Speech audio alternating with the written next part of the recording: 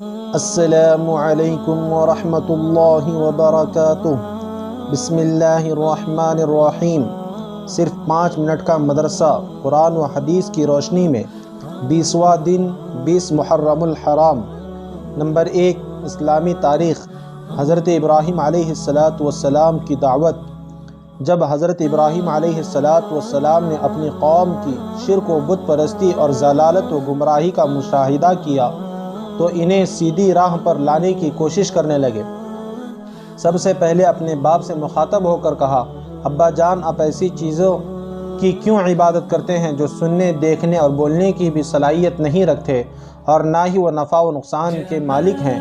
وہ چیزیں بذات خود بے بس اور لاچار ہیں، ان میں اپنے وجود کو بھی باقی رکھنے کی طاقت نہیں۔ ایسی چیزیں دوسروں کو کیا کام آ سکتی ہیں؟ ابا جان، سیدھی اور سچی راہ وہی ہے جو میں بتا رہا ہوں۔ ایک اللہ کی عبادت کرو، وہی موت و حیات کا مالک ہے، وہی لوگوں کو رزق دیتا ہے، اس کے رحم و کرم سے آخرت میں کامیابی مل سکتی ہے، وہی ہر ایک کو نجات دینے پر قادر ہیں اور وہ زبردست قوت و طاقت کے مالک ہیں۔ حضرت ابراہیم علیہ السلام نے اس کے بعد قوم کے لوگوں کو بھی انہی باتوں کی نصیحت کی، مگر افسوس کسی نے بھی آپ علیہ السلام کی دعوت کو قبول نہیں کیا۔ ان کے والد نے تو یہاں تک کہہ دیا کہ ابراہیم، اگر تو بتوں کی برائی سے باز نہیں آیا تو میں تجھے سنسار کر دوں گا۔ پھر پوری قوم بھی حضرت ابراہیم علیہ السلام کے خلاف سازشیں کرنے لگی۔ نمبر 2، حضور صلی اللہ علیہ وسلم کا معجزہ، ایک اشارے میں درخت کے 2 حصے ہو جانا۔ مکہ میں رکانہ نامی ایک آدمی تھا جو بہت بہادر اور طاقتور تھا۔ رسول اللہ صلی اللہ علیہ وسلم نے اس کو اسلام کی دعوت دی تو اس نے کہا، پہلے مجھے کوئی نشانی بتلاؤ۔ تو حضور صلی اللہ علیہ وسلم نے فرمایا، اس کے بعد ایمان لے آؤں گے؟ تو اس نے کہا، ہاں۔ قریب میں کانٹوں کا ایک درخت تھا جو بہت ہی گنجان اور شاخوں والا تھا۔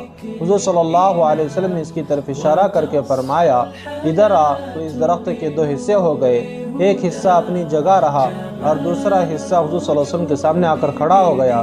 رکانہ بولا، ایسا ہے تو اس کو حکم دو واپس چلا جائے۔ تو حضور صلی اللہ علیہ وسلم کے اشارے پر وہ واپس چلا گیا۔ جب وہ دونوں حصے آپس میں مل گئے تو حضور صلی اللہ علیہ وسلم نے رکانہ سے کہا، ایمان لے آؤ، لیکن وہ ایمان نہیں لایا۔ نمبر 3، ایک فرض کے بارے میں اپنے گھر والوں کو نماز کا حکم دینا۔ قرآن میں اللہ تبارک و تعالیٰ فرماتے ہیں، آپ اپنے گھر والوں کو نماز کا حکم کرتے رہیے اور خود بھی نماز کے پابند رہیے۔ ہم آپ سے روزی طلب نہیں کرتے، روزی تو آپ کو ہم دیں گے اور اچھا انجام تو پرہیزگاری ہی کا ہے۔ نمبر 4، ایک سنت کے بارے میں اللہ تبارک و تعالیٰ سے رحم طلب کرنا۔ اللہ تبارک و تعالیٰ سے رحم طلب کرنے کے لیے اس دعا کا اہتمام کرنا چاہیے۔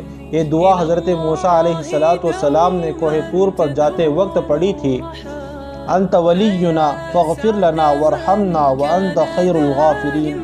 ترجمہ، اے اللہ، آپ ہی ہماری خبر رکھنے والے ہیں، اس لیے ہماری مغفرت اور ہم پر رحم فرمائیے، اور آپ سب سے زیادہ بہتر معاف کرنے والے ہیں۔ نمبر 5، ایک اہم عمل کی فضیلت، دوزخ سے نجات۔ رسول اللہ صلی اللہ علیہ وسلم نے فرمایا، جب تم مغرب کی نماز سے فارغ ہو جاؤ تو 7 مرتبہ دعا پڑھ لیا کرو، اللہم اجرنی من النار، اے اللہ مجھ کو دوزخ سے محفوظ رکھیے۔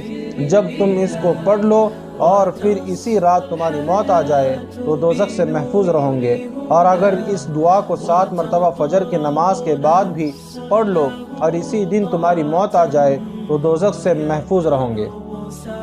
نمبر 6، ایک گناہ کے بارے میں جھوٹی تہمت لگانا۔ قرآن میں اللہ تبارک و تعالیٰ فرماتے ہیں، جو لوگ مسلمان مردوں اور مسلمان عورتوں کو بغیر کسی جرم کے تہمت لگا کر تکلیف پہنچاتے ہیں تو یقیناً وہ لوگ بڑے بہتان اور کھلے گناہ کا بوجھ اٹھاتے ہیں۔ نمبر 7، دنیا کے بارے میں دنیاوی زندگی ایک دھوکہ ہے۔ قرآن میں اللہ تبارک و تعالیٰ فرماتے ہیں، اے لوگو، بے شک اللہ تبارک و تعالیٰ کا وعدہ سچا ہے۔ پھر کہیں تم کو دنیاوی زندگی دھوکے میں نہ ڈال دے اور تم کو دھوکے باز شیطان کسی دھوکے میں نہ ڈال دے۔